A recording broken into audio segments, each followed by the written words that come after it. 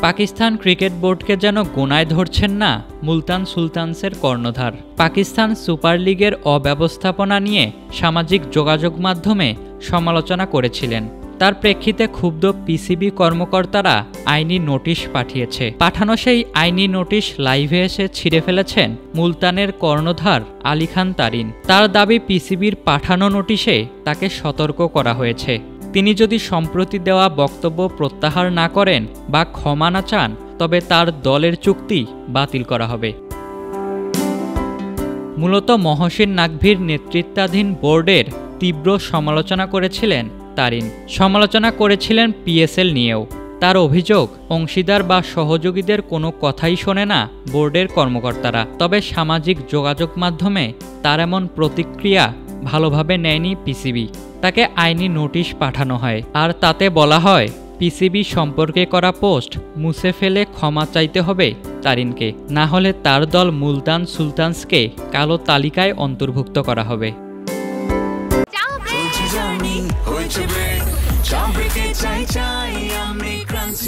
যে কোনো চা ব্রেকে বিস ক্লাব ড্রাই কেক, চায়ের সাথে আয়েশ। তবে পিসিবির আইনি নোটিশকে পাত্তাই দেননি তারিন। লাইভে এসে তিনি বলেছেন পিসিবির হুমকিতে পিছিয়ে যাওয়ার লোক তিনি নন, আর আগের করা পোস্ট ডিলিট করবেন না, চাইবেন না ক্ষমাও। এই নোটিশ আসলে ভয় দেখানোর জন্যই পাঠানো হয়েছিল, কিন্তু আমি এমন কৌশলের সামনে মাথা নত করব না। নোটিশে দেওয়ার হুমকিতে আমি ভয় পাবো না।